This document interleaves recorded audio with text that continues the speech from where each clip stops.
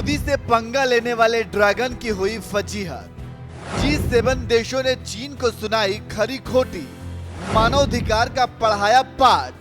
विश्व मंच पर अपनी बेइज्जती देख बौखलाया चीन। बौखलाए चीन ने कह दी ऐसी बात। चीन की चाल से पूरी दुनिया वाकिफ है। चीन पूरी दुनिया में अपना वर्चस्व कायम करने की कोशिश में हमेशा कुछ न कुछ ऐसा करता है जिसके बाद विश्व समुदाय के मंच पर उसकी फजीहत होती है, लेकिन इसके बावजूद अपनी हरकतों से बाज नहीं आता।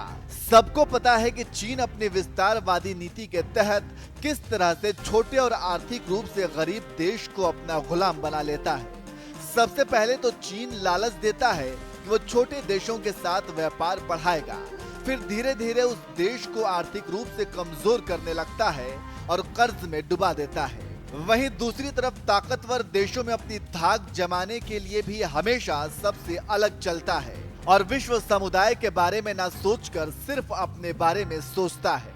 इन्हीं सब को लेकर G7 के मंच से चीन के लिए ऐसा संयुक्त बयान जारी किया गया कि अब चीन तिलमिला गया है। जी हाँ, जैसा कि आपको पता है कि G7 का सम्मेलन चल रहा था जिसमें विश्व के कई शीर्ष नेताओं ने शिरकत की थी। इसी दौरान चीन का नाम लिए बिना चीन को खरी खोटी सुनाई गई, जिसके बाद चीन बौखला गया है। दरअसल G7 के मंच से चीन को संदेश दिया गया था कि यूक्रेन के खिलाफ युद्ध को खत्म करने के लिए अपने रणनीतिक साझेदार रूस पर दबाव बनाए। इसके अलावा चीन से कहा गया कि वो ताइवान की स्थिति का सम्मान करे। वहीं चीन ने इस बयान का विरोध जताया है। चलिए अब आपको विस्तार से बताते हैं कि G7 देशों की ओर से चीन के लिए क्या कहा गया।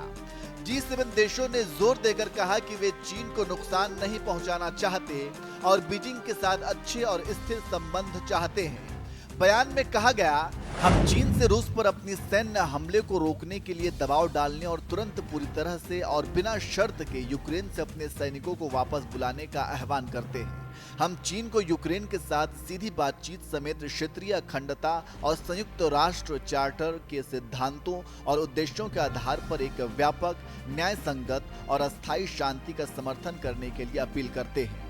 वहीं इस संयुक्त बयान के बाद चीन ने इसका विरोध किया और चीनी विदेश मंत्रालय के एक प्रवक्ता ने कहा, G7 देशों की ओर से चीन से संबंधित मुद्दों में हेरफेर करने की कोशिश के अलावा चीन पर आरोप लगाने और उस पर हमला करने की कोशिश हुई।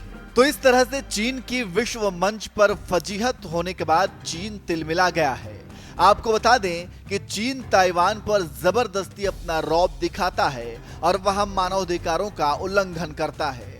वहीं ताइवान से भारत के रिश्ते अच्छे हैं और ताइवान चीन को भाव नहीं देता है, जिसके चलते चीन ताइवान से बौखलाया रहता है और उसके ऊपर दबाव बनाने की कोशिश करता रहता है। इसके अलावा चीन की नापाक नजर भारतीय कुछ सीमाई इलाकों पर गड़ी रहती है और उसे हड़पने के पैतरे चलता रहता है।